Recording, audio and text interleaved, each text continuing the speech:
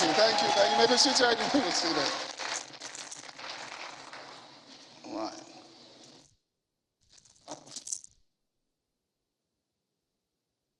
Welcome us all this morning.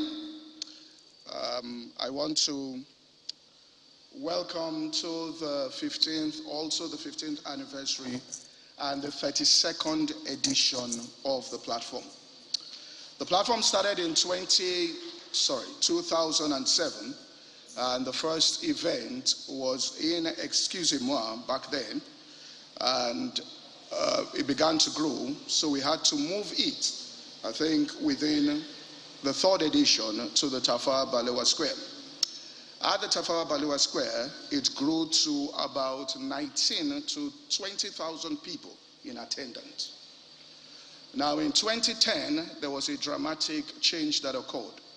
What happened was that it was the 50th anniversary of Nigeria, and the management of the Tafawa Balewa Square told us that the government said that they want to go back to where independence, the 1960 independence was carried out in Tafawa Balewa Square, so we will not be able to hold the platform there. So we decided to cancel the platform, but that's for that particular edition, which was October 1st. Well, while I was discussing with a couple of people, I think one of them is here, someone suggested that we drive it as a media event. In other words, let's just gather ourselves in a small hall. We said maybe just about 300-400 people, and then broadcast it, all right, on television. So we decided to change, and we did that. Now, this little decision we made inside a very small conference room, we didn't really know the impact it was going to have on the nation. However, going on television came with its own challenges. One of which is the fact that once the cameras were switched on, which is national and also international cameras, were switched on, it slightly changed the emphasis as people, when I say people now, speakers obviously got conscious of the fact that they were no longer just addressing a group of people in a room, but they were now speaking to the nation and to an international audience. People also began, because it was going public now, it was public, to criticize the meeting, offering different thoughts. But one thing I must say, all right, through the years, is that has brought personal great encouragement, was that as I traveled the country preaching, I met with various Nigerians in various parts of the country. And every single person kept saying, don't stop, don't stop. Please continue the good work. Many of these people I never thought will even sit and watch the platform. Some of them were very prominent Nigerians in powerful positions. I extended the invitation last week, I want to give an example, to someone who came in as I hear from United States. And I was told, I invited her and her father personally to this program, because I was told that her father, who is 90 years old, had been a regular viewer of the platform. And he decided that this time around, he would like to be physically present at this edition. Now, it's people like this who have kept us going with words of encouragement. In this edition, I actually planned that, because it was 15 years, and I had watched a documentary once, and I really was thrilled by the documentary, all right?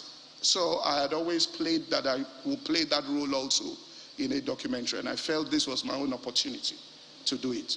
That I will stand and we'll build a stage like this, and I'll just be alone, and I will introduce 15 of the most profound speeches given in the history of the platform. So it will have been pre-recorded, and we just have given it, all right, to Channels Television. However, the more I thought about it, I felt maybe it might look like a copping out, all right, seeing the times in which we live in. So after much exchange of ideas to have a live program, we decided to look for a theme Now, let me repeat again. We decided to look for a theme that will address the issues in the nation clearly, but clearly avoid turning the event into a platform for any form of political campaign or secretly pushing a partisan ideology. The theme is a better Nigeria is possible. Why, what, and how. What the next leadership should look out for. The vision is to present ideas and thoughts that will be useful to those pursuing political offices that they can run with and use in shaping policy.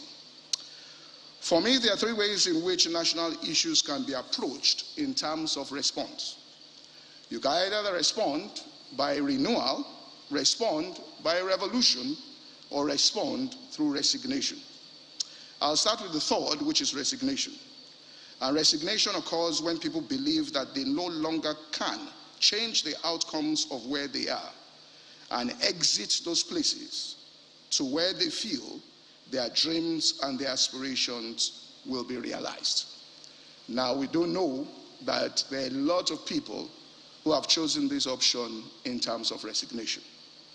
The second is a revolution, and it's another response, and this can connote the use of force or violence. If recent history has taught us anything, it is that those who tried to use violence to have their countries, left their countries worse off and destroyed the infrastructure that had been built with labor, all right, without making any significant change.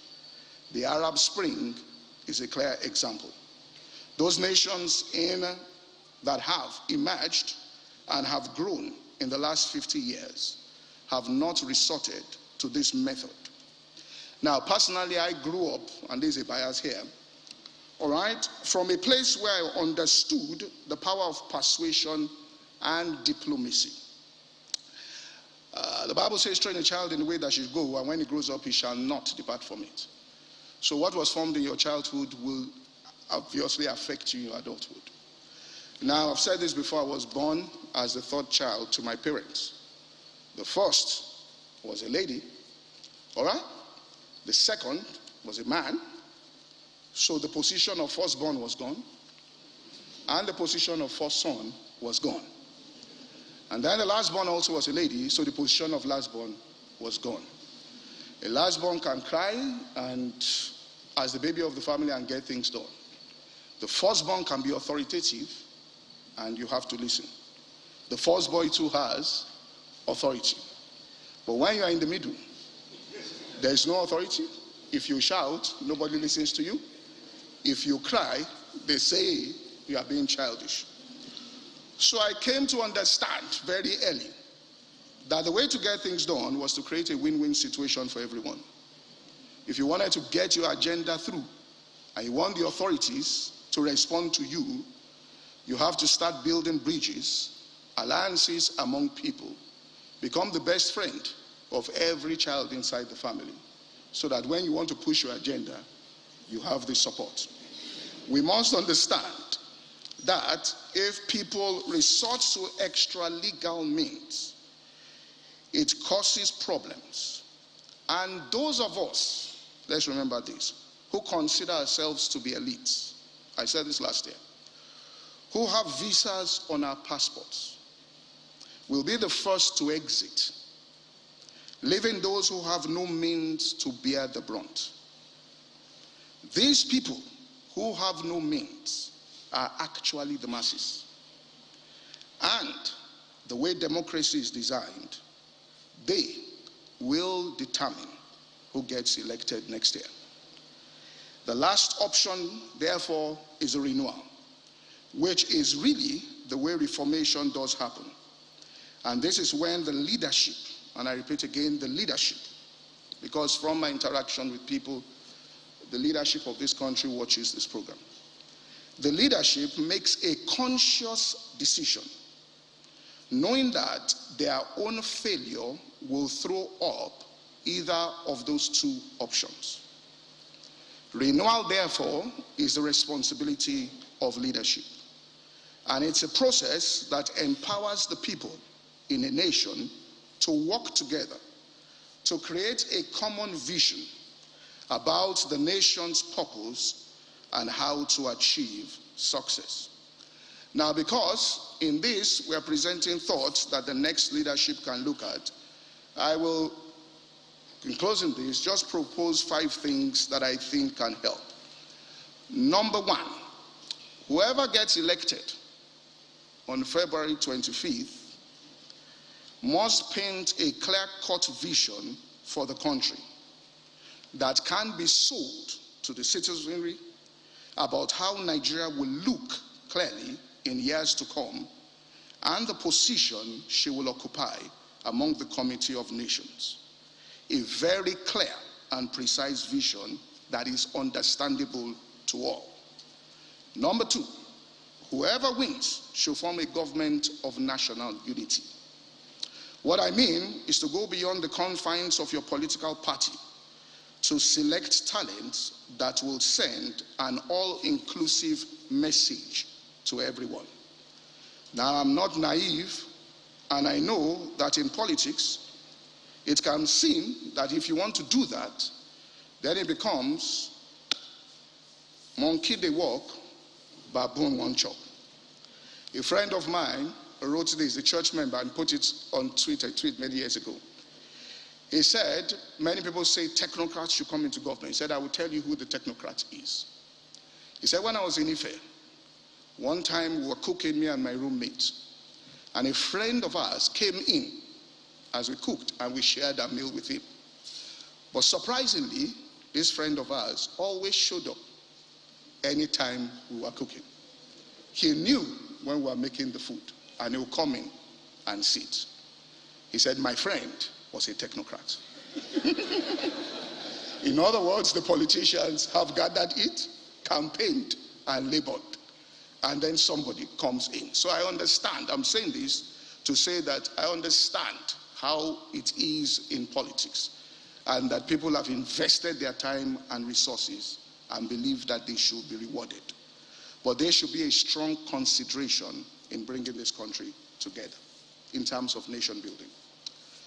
Number 3, restore the greater confidence, or restore greater confidence between those who are governed and the political leadership by giving specific time frames in which certain things will be done, be it within the first 3 months, within the first 6 months, and within a year.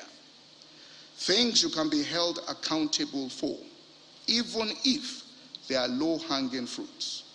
Achieving goals, no matter how small it is, will build confidence and trust between the citizens and the leadership.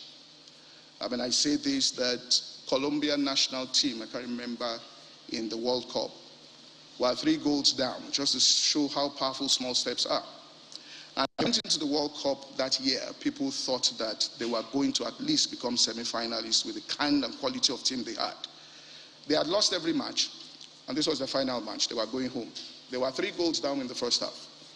The match ended, all right, in a draw, 3-3. And when the coach was interviewed, they said, how did you do it? He said, when I went in, all right, during the break, I did not give them the vision of winning the match because I knew it would be difficult for them to believe. He said, I told them, let us score a goal and let's score it in 10 minutes. He said, we went in, within 10 minutes, the first goal came in. Then I signaled to them, let's score just one more in 10 minutes. He said, we scored in 10 minutes. The dynamics of the entire match changed. Those who were leading looked like they were losing, and he developed momentum. Within 10 minutes, he said, give me another goal. They gave it. He said, let's go and win the match. We didn't end up winning the match. But when you take one baby step, it builds confidence in people, and people want to participate in it.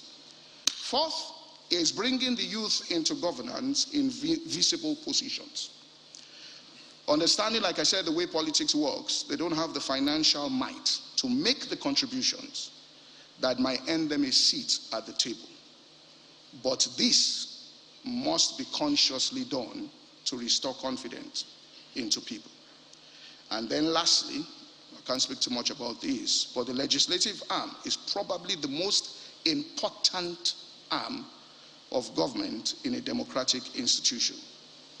And we need them, therefore, to drive the constitutional reforms without which the executive arm is hamstrung. Once again, I want to thank all the speakers for accepting to speak at this time. You have all been consciously chosen to speak to the nation at this time. Some of you are speaking for the first time, but I want you to know that I have been thinking about you speaking at the platform for at least 2 years. I have never asked for the content of any speaker before our event, nor interfered with anyone's thoughts. So when people come here to speak, they come to speak freely according to their conviction. However, because of the way the nation is, I want to strongly appeal that we keep the discourse, and I know these are balanced people, clean, based on ideas about the future of our country. This is not a time to further aggravate our fault lines. What we all seek is progress, and we are all Nigerians. Lastly, I must thank all the volunteers over the years. Some of them may not even no longer be with us. That's in covenant. It has been, all right, years of sacrifice and labor. And all those folks who are also around, people do things. I mean, I left here, I came back here maybe about 1 a.m. All right, then came back here again at about 6 a.m. And I saw somebody here already putting, by 1 a.m. everything was set. All right, so that's when it even occurred to me that all the people that worked here should have gotten some accommodation for them nearby, but they sacrificed. And people have been making sacrifices like this over the years. All right? I mean, there's a young lady, she's in America now. She slept in the office for 7 days consecutively in order for platform to work. So to all the volunteers, I say thank you for 15 years. God bless Nigeria.